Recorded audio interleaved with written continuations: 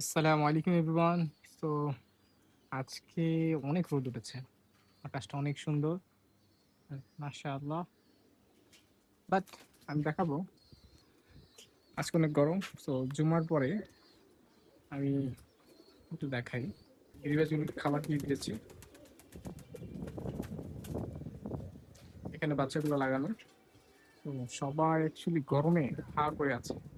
So এই টাইমে আমাদের সবার উচিত গরমের সময় যাতে হাওয়া চলাচল করতে পারে এরকম ঠিক আছে।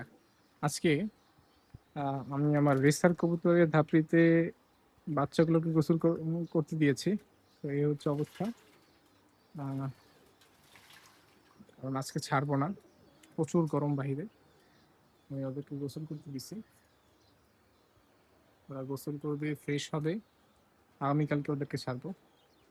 তো এতে করে ওদের বডি টেম্পারেচারটা ঠিক থাকবে, হেলদি থাকবে, সুস্থ থাকবে। সো এরপরে আমি খাবার রেডি করছি। আমি সাধারণত এখানে খাবার দিই।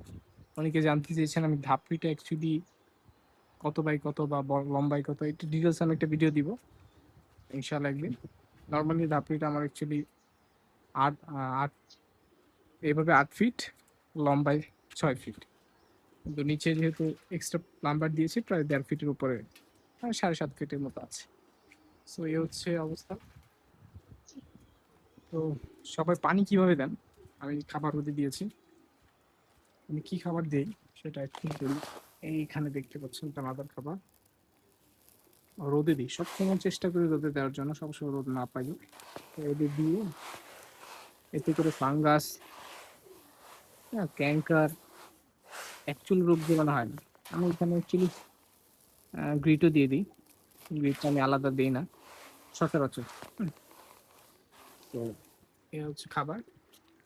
পানি আমি সবসময় ফ্রেশ পানি দিয়ে, দেখছেন বাইরে কত ফ্রেশ। আর এখানে অ্যাকচুয়ালি গিরিবাজগুলো আছে, ওদেরকে খাবার দিয়ে দিয়েছি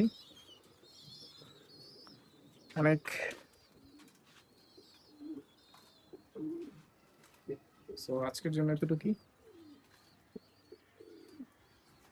টিল দেন, বাই বাই।